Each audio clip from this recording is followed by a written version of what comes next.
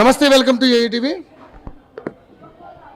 నిన్న ఏదైతే గరికపాటి మాట్లాడినటువంటి అంశాలు చాలా దుమారం లేచాయి. ఆయన ఏదైతే ఈ మధ్యాహ్న భోజన పథకానికి సంబంధించి అనేక రకాలైనటువంటి కామెంట్లు చేశారు. దానికి సంబంధించి చాలా పెద్ద ఇష్యూ నడుస్తూ ఉంది.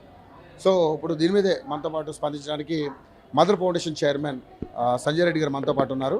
మరి నిజంగానే మరి అంటే పిల్లలకి భోజనం పెట్టే అంశంలో మరి ఆయన ఎందుకు ఈ విధంగా మాట్లాడారు అనేది ఒకసారి ఆమెతో క్లారిటీ తీసుకుందాం. మేడం నమస్తే అండి. ఒక్కటి తమ్ముడు, నేను గరికపాటిని గతంలో ఎంతో నేను ఇష్టపడేదాన్ని. ఆయన ప్రవచనాలు, ఆయన సూక్తులు నిజమని నమ్మిన నేను. కానీ ఈ దళిద్రుడు వాడు చెప్పడం వరకే కానీ ఆచరించడంలో జీరో అనేది అర్థమైంది. అసలు తిడదామంటే వయసులో పెద్ద, మనకంటూ కొన్ని సాంప్రదాయాలు కట్టుబాట్లు ఉంటాయి కాబట్టి నేను అనలేకపోతున్నా. కానీ నీత నికృష్టుడు, అష్టదరిద్రుడు.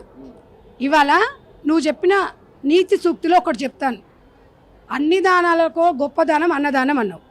మరి అన్నదానము గవర్నమెంట్ స్కూల్ పిల్లలకు అన్నం పెడితే నీకేం నొప్పి లేచిందిరా అని అడుగుతున్నా.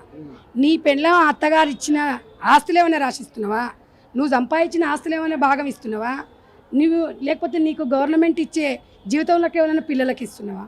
అరే ఇవాళ పిల్లల హక్కు, అది తెలుసుకో. ప్రభుత్వ బాధ్యత.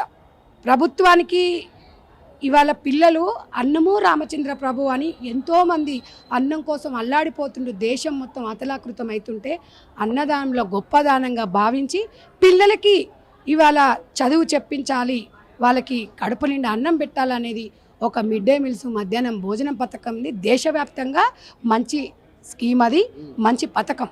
ఆ మాత్రం జ్ఞానం లేదా, బుద్ధి లేదా?